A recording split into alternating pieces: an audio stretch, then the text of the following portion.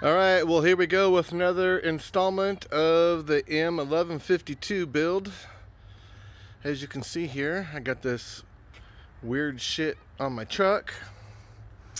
If I can reach up a little bit, there we go. You can kind of see the top a little bit.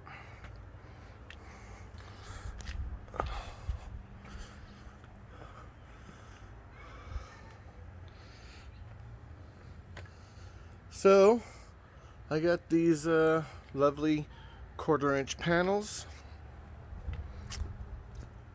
and obviously you could see that the top didn't go all the way over, but that's just because that's so two of my sheets I cut in half. So as you can see, one sheet is for the sides, and then how it needs to be done, because I need that back to go all the way down to the bottom of the wheel well. So in order to do that with the 10-foot sheets, I need to have a seam in the middle, and then so like I said, one sheet gets cut in half for the doors, the other sheet gets cut in half for the back panel, and that's not a big deal of having that seam, because my seam is only going to go down a little ways. I'm not sure how far. Maybe heck, maybe it's just the top B pillar, maybe just that thickness.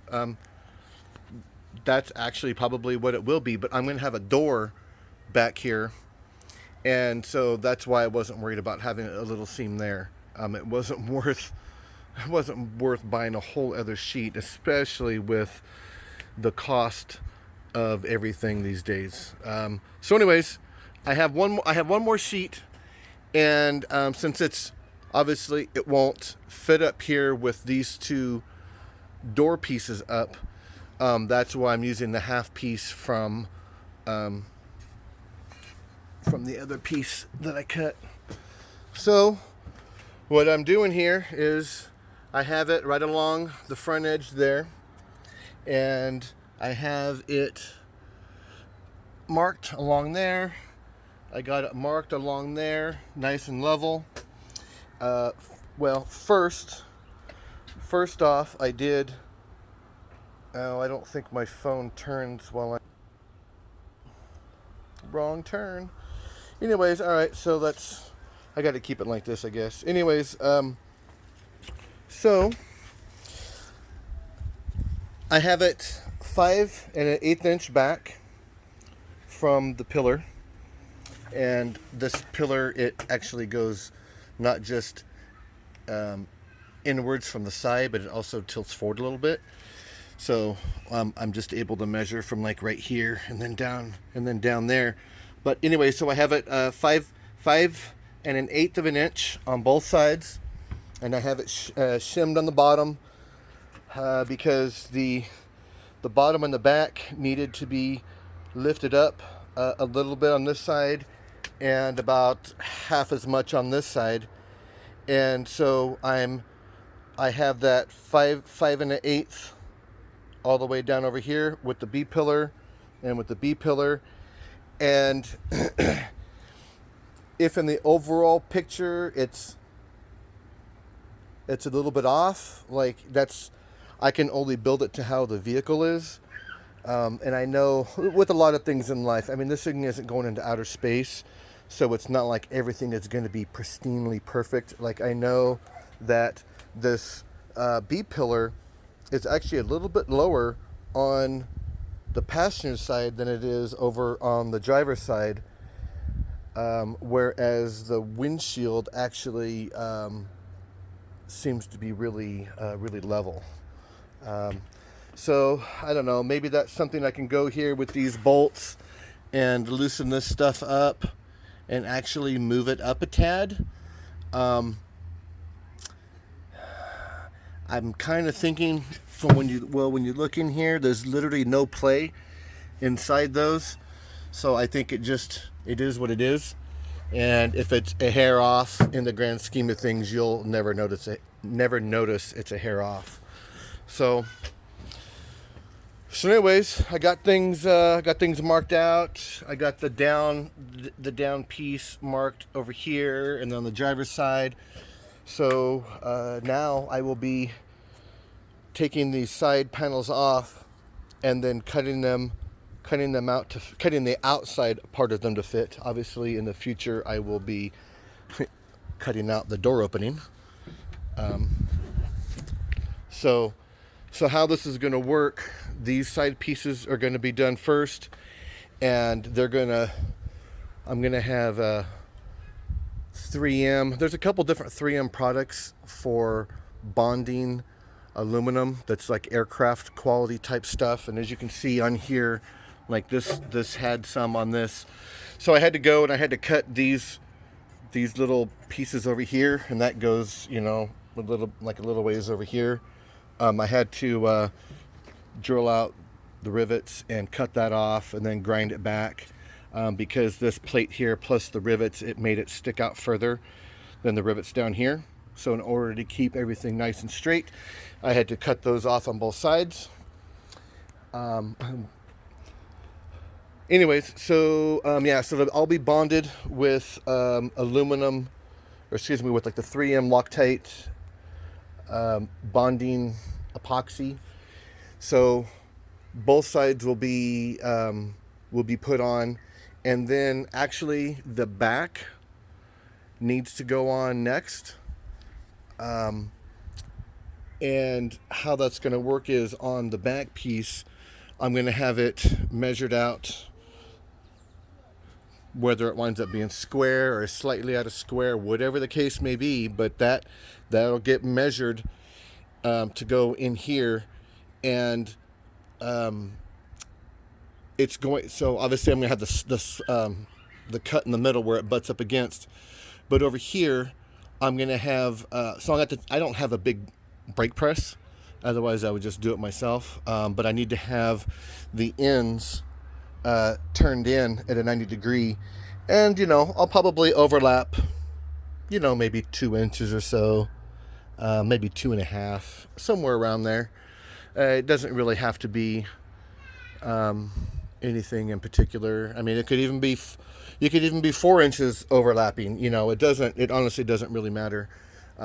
So those will get that 90 degree bend and then put in on both sides. And then once those are in place and held in with the epoxy and the rivets, then the very last piece is going to be the roof, because the roof, it's going to have 90 degree bends on each end, and then the back is also going to come down with a bend as well. However thickness, I mean, maybe, I'll probably just do the same thickness as this. So that's probably about 3 inches or so. Let's see how big that is. Oh, well, all right. I guess I'm kind of awesome. 3 inches, just like I said. So 3-inch overlap there. And that'll be plenty. And so this top piece, it'll just sink down, and hopefully a super tight fit all the way around, because then the outside pieces are going to be at the top, all the way to the top. So when they bond, it's going to be bent down and come in, so that way the outside, you don't have an extra lip on the outside coming down and overhanging. That's on the inside. And if this was another material or something like that, because you want to make it with water and all that, well, I mean, it's going to have the epoxy in there. So in certain circumstances you would want the roof to overlap on the outside, that way it couldn't ever leak, but there's no way it's going to with the epoxy. So like I said, the back's going to be bent down, the sides are going to be bent down, the front's just flat, and it's just going to sink down inside there and then get bonded and riveted. But everything has to go in a certain order, and these side pieces will be first. So because of needing to go as high as I do, so that's 5 feet, and so 4 feet obviously would not reach up to the top, and that's why I had to cut the pieces in half and stand them up, which was kind of a bummer because I was really hoping that I could have them lying down and have the 10-foot length that way, because I will go all the way here, all the way, and have that same cutout with the side, and I think I talked about this in another video too, but and then that'll come over here, and then I'll probably stop it like in the middle of this bracket or something. And so I would have loved that to be all one piece, but hey, it's just wasn't in the cards. So there's going to be a seam here, and then a seam here, and then on both sides that's going to need to be TIG welded. So anyways, yeah, so the same thing over here, and then with the vent, I had to pound the vent in. I removed the piece inside that cuts off the flow. I mean, this thing has air conditioning, and you can just put the windows down for a vent, so that was unnecessary to have there. And then over here, it'll be something where I come up with the piece, and you know what, I probably will just cut it off like up here, and maybe just down over, I don't know. I'll figure it out. It doesn't really matter, but it'll just be a piece, same thing. It'll get welded over here, and it'll come up over here. So when it's all done and all painted, it'll just be one new piece, and the body will be a 1/4 inch thicker than it was, which, I mean, what was it before? Like maybe a 1/16 of an inch. So the sides are going to be substantially stronger than they were before. And then with the roof, I mean that, you can just, like I'm about 180, and I'm climbing around up there, and that stuff is barely even moving at all. So that'll make it really strong for when other things, I'm doing up there on the, for the trips and stuff. So the strength won't ever be an issue with this thing. And then eventually I'll have some sliders that I make. What do they call them? Rock sliders or whatever, for underneath, and then it'll wrap around the corner, and then so that way it and that'll be with steel, and that'll be something where that comes up and overlaps, maybe just like an inch or so. But I'm going to do that in a way to where they can actually come off pretty easy. So that way, if they ever get damaged, boom, I can just take them off and put new ones on. I'm thinking of probably doing 3/16 to maybe a 1/4 inch steel down, mild steel sheets. And so my initial idea is, because of how everything's designed underneath, I'm thinking I'm just going to buy two full-size sheets and then have the ends bent up, and then it literally just covers the whole bottom section with the whole sheet. Like, so the whole thing will be covered like a unibody car, but with 1/4 inch steel all on the bottom. So that way, if I'm sliding around on some stuff, it's like, all right, whatever, ain't nothing's going to get damaged. And if that, like I said, if that gets bent up enough, like, it doesn't need to be held in with a million screws. And with being a 1/4 inch, I can countersink them. So that way it's just nice and smooth and nothing will catch. So that's my plan. Plans can change. Things are variable.